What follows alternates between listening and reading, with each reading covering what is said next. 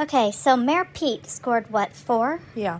Okay, let's move on to the next one. Okay, Andy Bashir right here. Actually, person, can we save the Big Book of White Guys video until tomorrow? But the Big Book of White Guys is our answer to Mitt Romney's binders full of women. And I need to better understand my competition if I'm going to be picked for VP.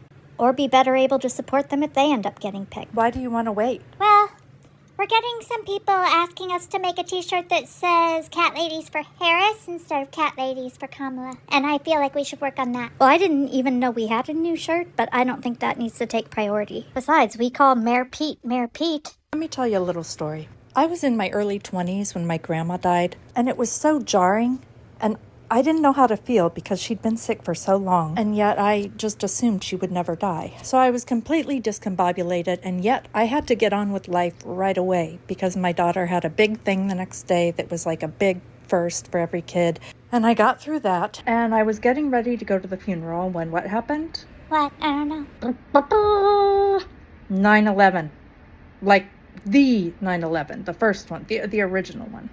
Oh, bummer. So I missed the funeral because there was no transportation at all. Not even Greyhounds were running for the first few days after that. And I proceeded to have a terrible week. Just a ton of things bad happened that week. Uh-huh. So I was relieved when I managed to get there for the memorial service where her ashes were being spread. It was very solemn, and I made sure to wear all black because I felt like maybe certain family members didn't understand why I wasn't at the funeral. Like, they didn't understand there was literally no way for me to get there. And I was a wreck. Like, I hadn't slept in days. And I hadn't even started grieving. I hadn't cried yet. Okay.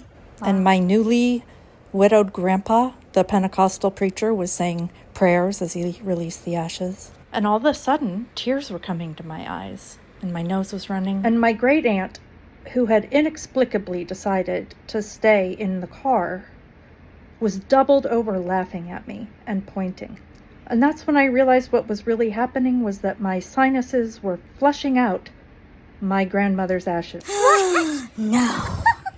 Baby Boo, don't laugh. I'm sorry. I looked down and my black attire was completely coated in a thin layer of white dust. Holy crap. At which point my great uncle approached me and handed me a hanky and said, "Grandma won't mind if you wipe her off." He did not say that. In fact, he did say that, which solidified him as my favorite great uncle.